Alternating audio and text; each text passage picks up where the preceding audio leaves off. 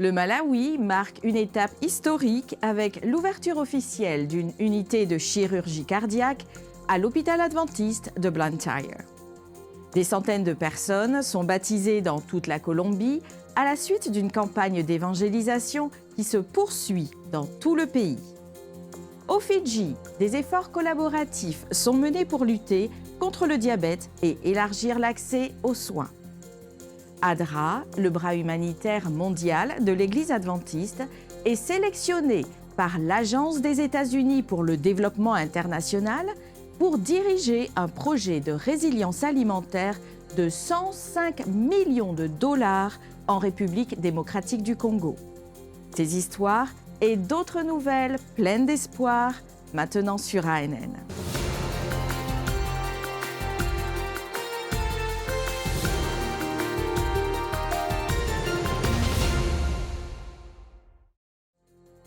Le Malawi, au sud-est de l'Afrique, a vécu un moment historique. L'inauguration de l'unité de chirurgie cardiaque à l'hôpital adventiste de Blantyre représente une avancée révolutionnaire. Au cœur de l'Afrique, un rayon d'espoir a émergé. L'hôpital adventiste de Blantyre au Malawi peut désormais traiter les problèmes cardiaques. En novembre, l'hôpital a ouvert son service de chirurgie cardiaque. La ministre adjointe de la Santé, Halima Daoud, était l'invitée d'honneur.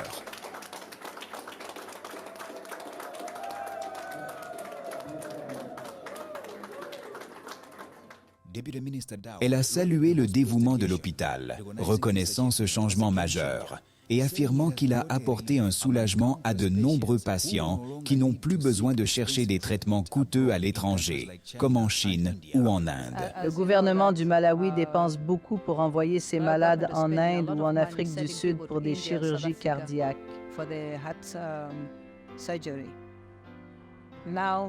Maintenant, cela se fait ici au Malawi. Aujourd'hui, 2 patients ont subi une intervention chirurgicale et en ce moment, ils sont en soins intensifs. Celle qui a été opérée hier se sent beaucoup mieux. Nous sommes très heureux. Nous sommes censés dépenser environ 100 millions de kwachas. Mais cela nous coûte presque 1 milliard de kwachas par an pour envoyer nos patients à l'étranger. C'est beaucoup d'argent pour un petit pays comme le Malawi. Une équipe de cardiologues des États-Unis est dans le pays pour soutenir les opérations de l'hôpital. Jason Blanchard, le chef des médecins de Hearts for Mission International, a déjà supervisé 2 chirurgies cardiaques successives, un début prometteur pour l'établissement. Blanchard a aussi affirmé l'engagement de son équipe de retourner au Malawi 2 fois par an pour aider plus de patients et renforcer les compétences des médecins locaux. C'est donc important pour les Malawites et pour notre ministère. Il est tout simplement essentiel que nous parvenions à réellement exploiter les capacités des Malawites pour gérer et diriger ces organisations. 10 personnes ont déjà reçu des soins spécialisés, entièrement gratuits. La tutrice de l'une des malades qui ont bénéficié des soins a déclaré ceci. Je tiens simplement à remercier tous ceux qui ont aidé ma sœur. Puissent-ils continuer à le faire pour de nombreux Malawites qui ne peuvent pas payer de tels frais? Hubert Gassinger, le directeur de l'hôpital, a décrit ses premières opérations comme la réalisation d'un rêve de longue date. Il s'est engagé à fournir des soins de qualité dans l'établissement. Je suis ravi. La joie se voit sur mon visage.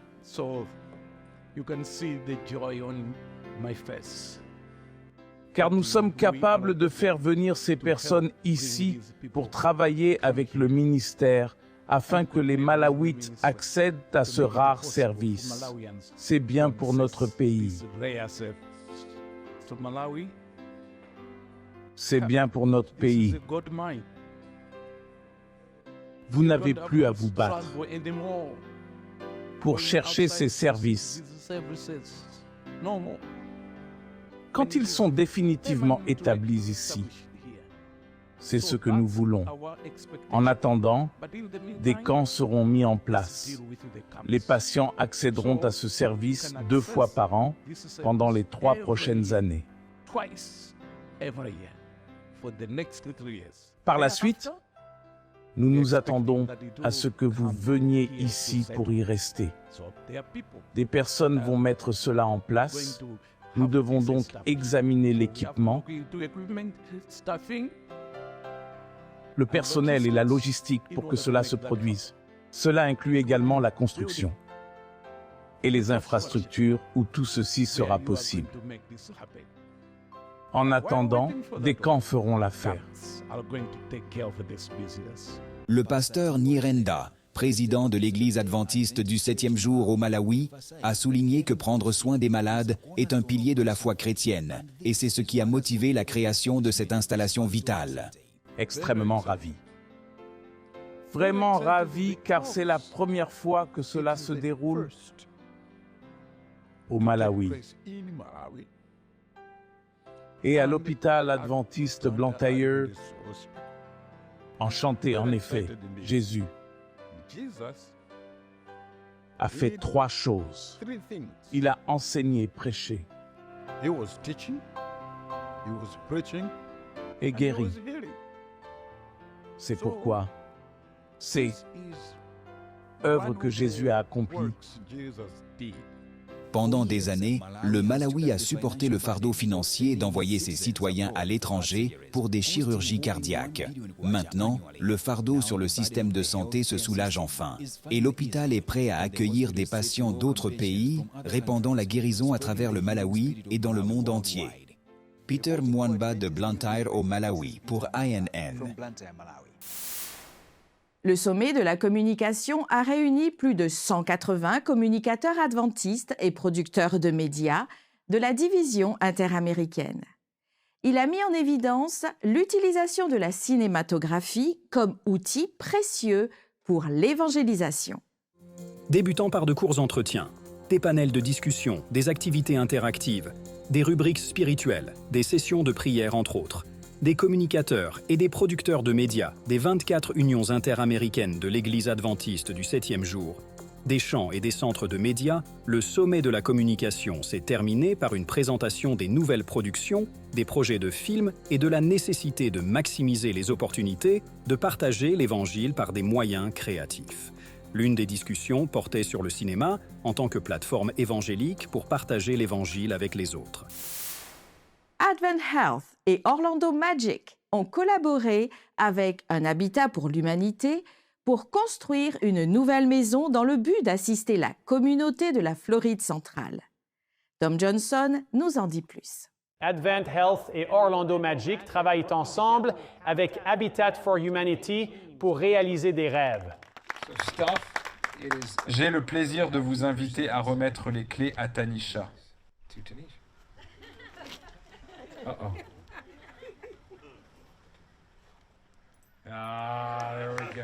Tanisha Williams a reçu les clés de sa nouvelle maison.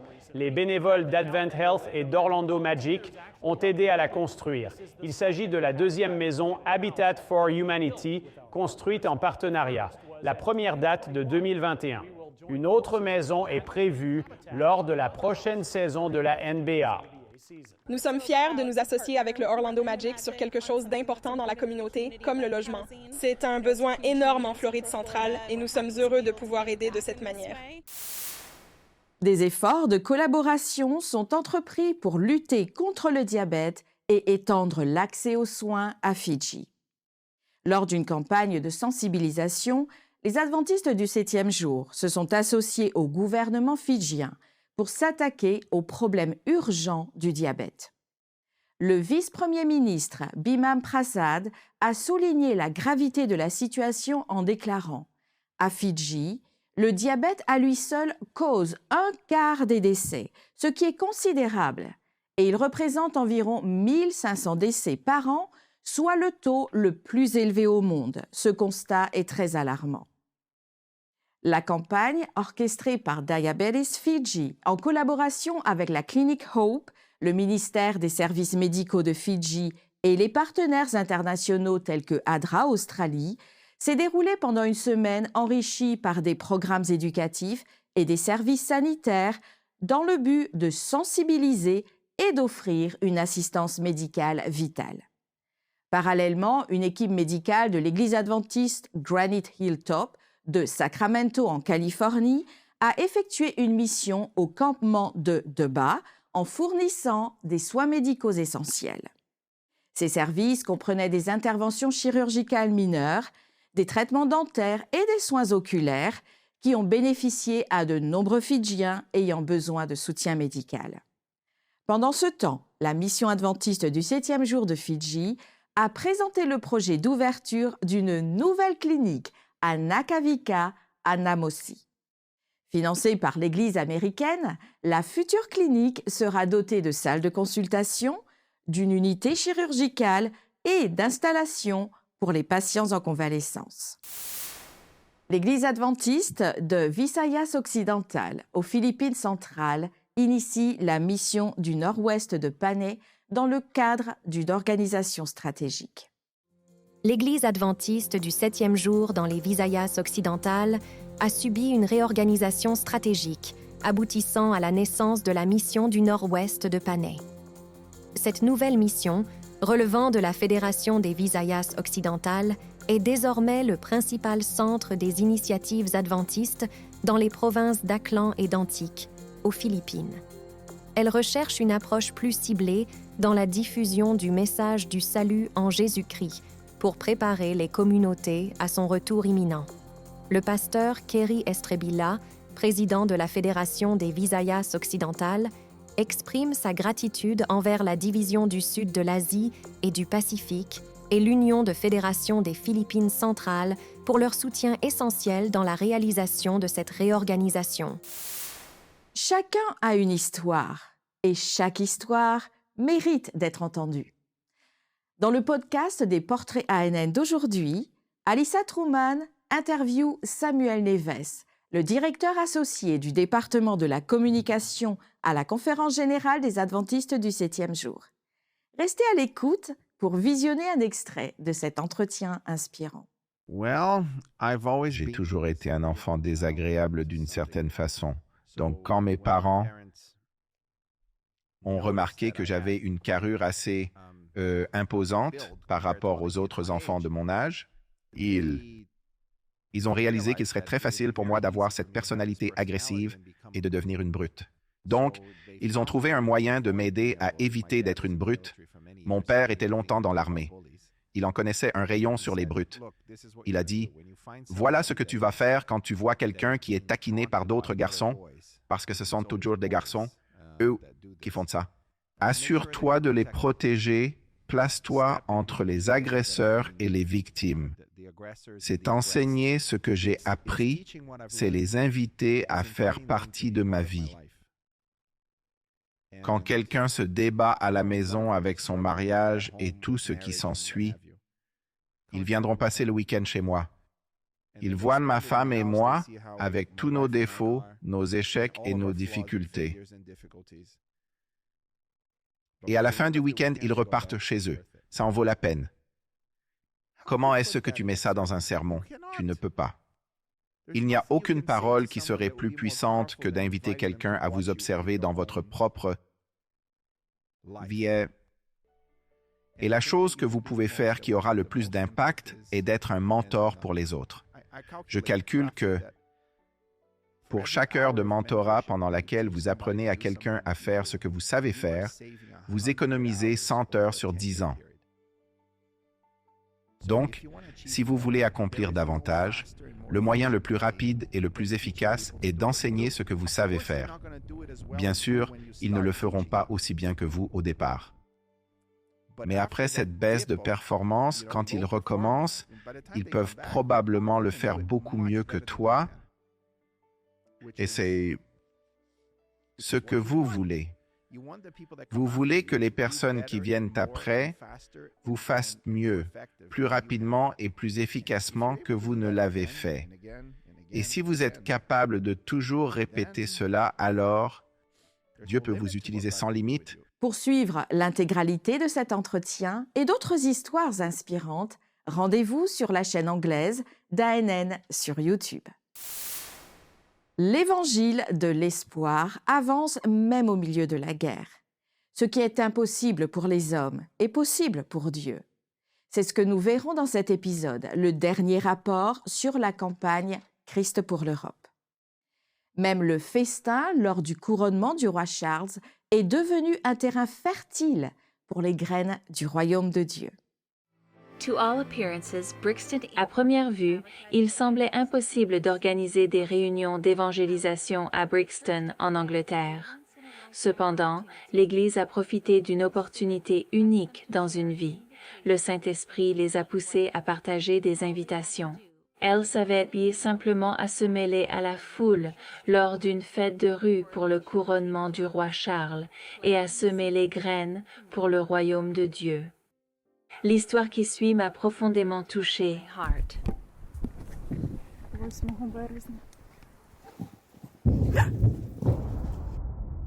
En plein chaos à Borodanka, en Ukraine, Evgenika, une jeune femme de 21 ans, descend l'escalier en courant. Chaque marche est un test de courage, alors qu'elle cherche refuge dans un bunker froid. L'obscurité l'entoure, mais au fond de son cœur, une faible lumière vacille et porte la promesse de l'espoir.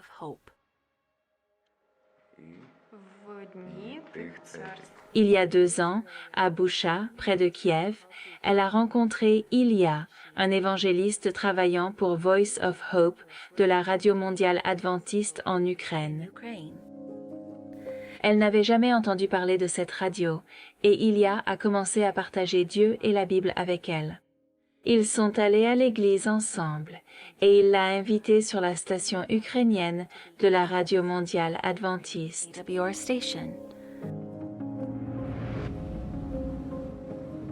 De retour dans sa ville natale, la vie était devenue un cauchemar de destruction et d'incertitude. Allait-elle revoir Ilya? Parmi les ruines, sa famille s'accrochait les uns aux autres.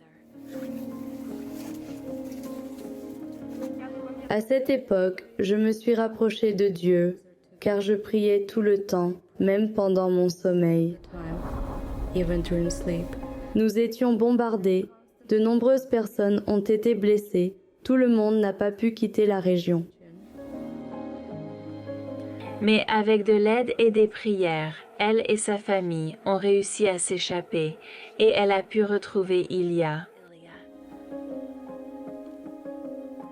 Alors qu'il était bénévolement impliqué dans le projet Hope in Action à Mukachevo, Ilya a fait sa demande en mariage à Evgenika.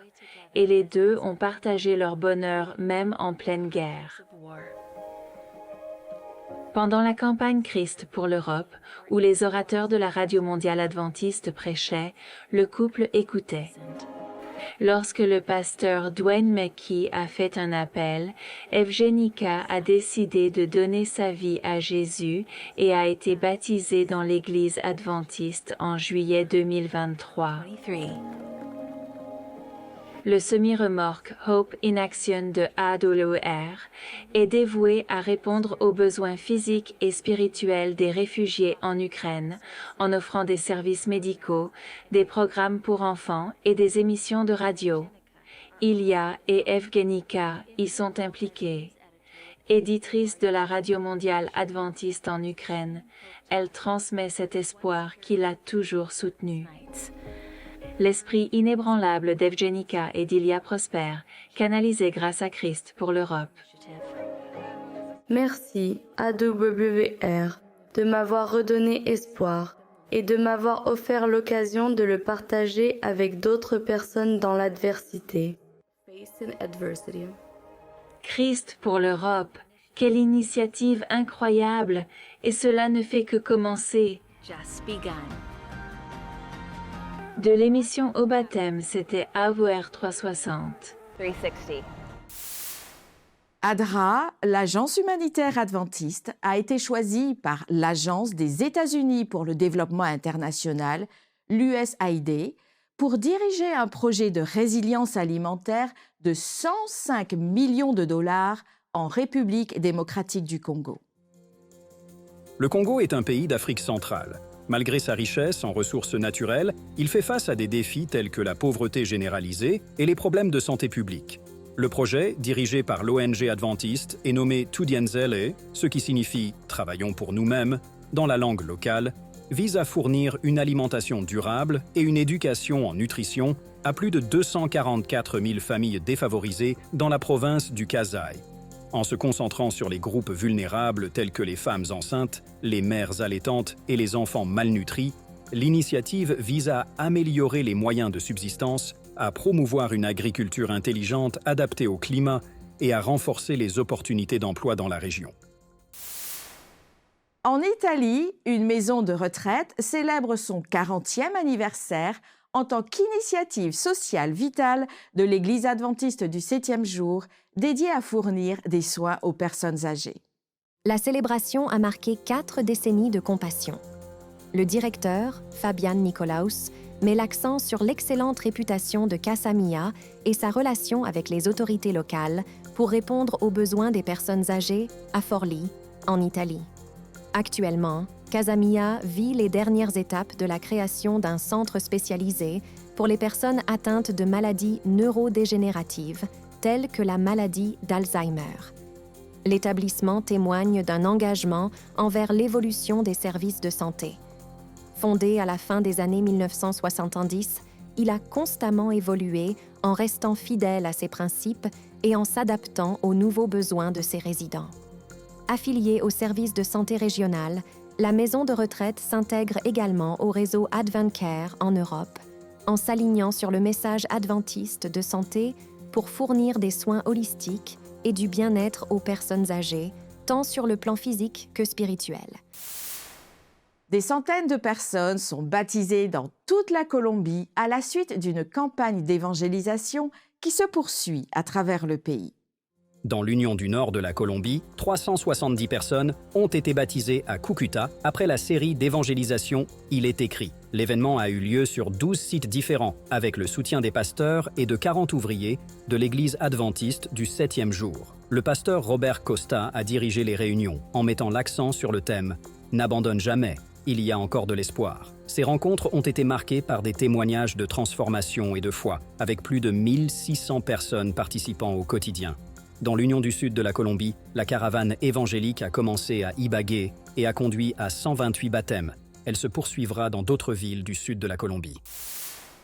Le pasteur André Misso, aumônier adventiste à l'Université Harvard aux États-Unis, parle dans une interview avec Gary Krause de la mission adventiste, de son rôle, alors qu'il établit des relations avec les étudiants, les soutient et crée un sentiment de confiance et d'amitié face aux défis auxquels ils sont confrontés dans l'une des universités les plus anciennes et prestigieuses du monde.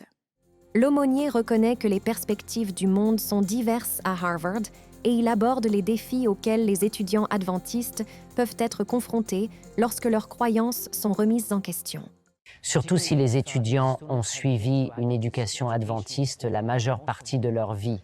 Ici, certaines de leurs croyances seront remises en question par leur père ou leur professeur.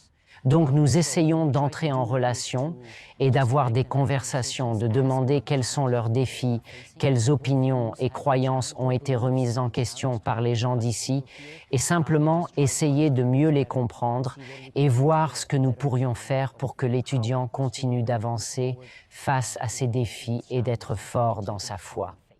Le pasteur Michaud mentionne également son implication dans la création d'églises sur le campus et invite les étudiants à utiliser leurs talents pour bénir les autres. De plus, il met en avant des activités communautaires telles que la préparation de sandwiches pour les personnes dans le besoin. Oui, un sabbat par mois, nous préparons des sandwichs pour les personnes dans le besoin, ici même à Harvard Square et Central Square. Nous essayons d'obtenir des aliments sains et délicieux, de préparer de jolis paquets et de sortir ensemble à la rencontre des gens dans la rue. Certains ont de faibles revenus, d'autres n'ont peut-être pas de maison. Nous essayons d'entrer en contact et de partager un peu de bonté.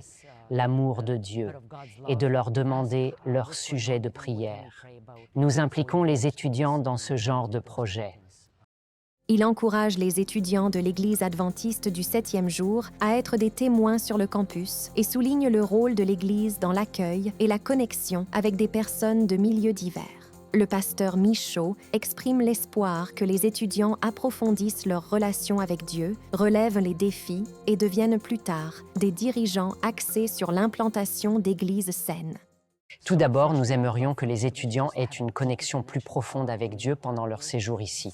Parfois, ces défis peuvent les aider à chercher davantage, à poser plus de questions et à s'approcher de Dieu à un niveau plus profond grâce à la prière, à l'étude des Écritures et à la relation avec les autres. Nous espérons et prions que cela se produise sur le campus, mais aussi lorsque les étudiants passeront à autre chose, là où Dieu les appelle. Ils pourront ainsi mieux comprendre comment implanter des églises saines, axées sur la communauté et sur Jésus. Ils pourront le faire là où Dieu les guide, que ce soit ici aux États-Unis ou ailleurs dans le monde. Beaucoup d'étudiants deviennent des dirigeants dans le monde après leurs études ici. Magnifique. Pasteur Andry, merci beaucoup d'avoir partagé avec nous aujourd'hui. Merci Gary. Et vous, téléspectateurs, priez pour le pasteur Andry et les étudiants de Harvard, mais aussi pour les campus publics du monde entier. Les étudiants ont besoin de rester fixés sur Jésus et sur la bénédiction qu'ils seront pour l'Église, pour sa croissance, avec un regard focalisé sur la création de nouveaux groupes de croyants. Au Brésil, un couple âgé découvre la foi et se fait baptiser 15 ans après avoir reçu des DVD de la Bible. Un couple âgé, Erenita et Plinio Rodriguez, résidents de Villa Flores, à Rio Grande do Sul, ont décidé de se faire baptiser 15 ans après avoir reçu des DVD de la Bible de la part des missionnaires de l'Église adventiste du 7e jour. Intrigués par la série « La tragédie des siècles », ils ont acheté l'équipement nécessaire à la lecture du matériel.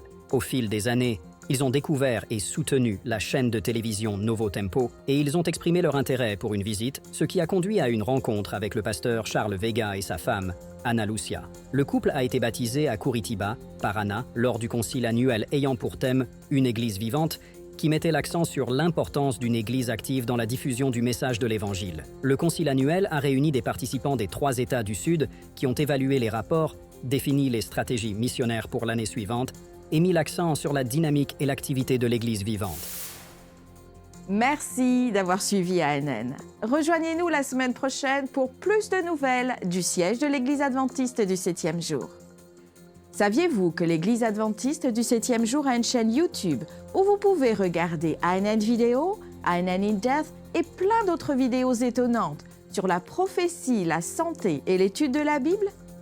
Cliquez sur le bouton « S'abonner » pour ne jamais manquer une nouvelle vidéo. Vous pouvez également nous laisser un commentaire ou un sujet de prière. Une équipe prie pour vous, 24 heures sur 24 et 7 jours sur 7. Avant de nous quitter, voici une bonne nouvelle tirée du psaume 103, au verset 1 et 2. « Mon âme, bénis l'Éternel, que tout ce qui est en moi bénisse son saint nom. Mon âme, bénis l'Éternel et n'oublie aucun de ses bienfaits. » Ainsi s'achève notre programme de cette semaine. N'oubliez pas que vous pouvez toujours visiter adventiste.news/fr pour des nouvelles quotidiennes et des vidéos. À la semaine prochaine pour d'autres nouvelles d'amour, de foi et d'espérance. Que Dieu vous bénisse.